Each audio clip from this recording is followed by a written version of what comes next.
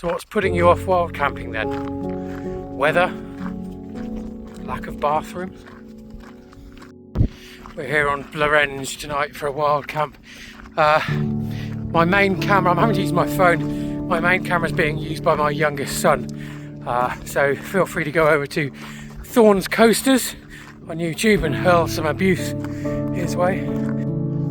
So here we are, all set up.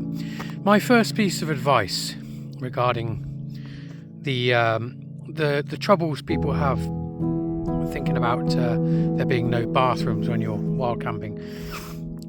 If you plan it correctly, you probably won't need the toilet anyway.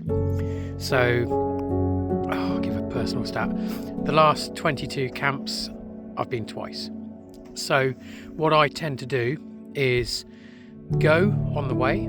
So, even if you don't feel you need the toilet before you start your walk up to wherever you're camping, try and forcibly go to the toilet. Now, if you can't do anything, then you're probably not going to need the toilet in the next sort of 18 hours anyway. But if you do manage, then you've cleared it out already. Also, the other thing is avoid eating things like meat and drinking coffee.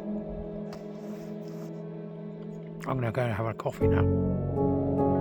Okay, so you're on camp, you haven't been to the toilet beforehand, the time has come, and unfortunately, as I say, it doesn't happen very often, but if you need to go, you need to go. The tide's going to come in, whatever, so you've got to find a spot.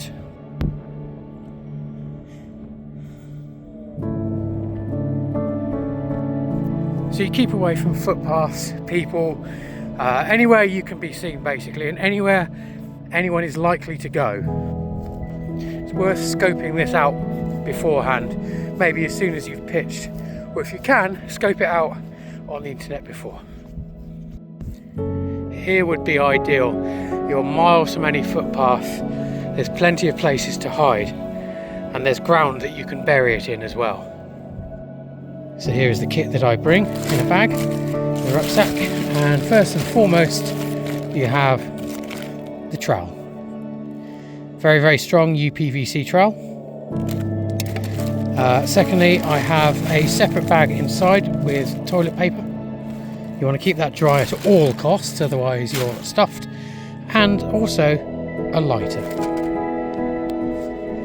So the idea with the lighter is that when it's wet or winter, you can actually use it to burn the paper.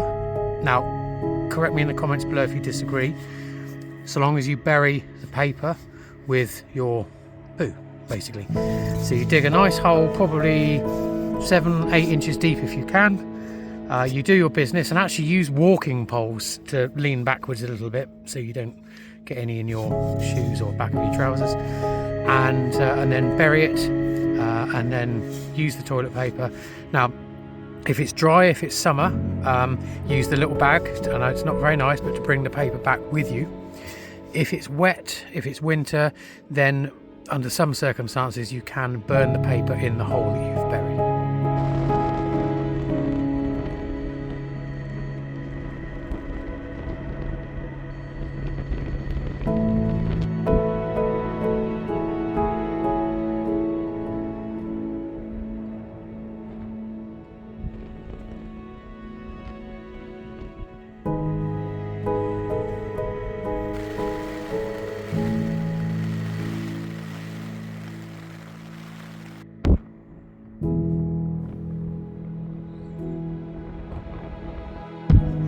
Love waking up to views like that. Well, that's about it. It's just a case of not being intimidated and just getting out and being here and enjoying it. Happy memories, and I'll see you in the next one.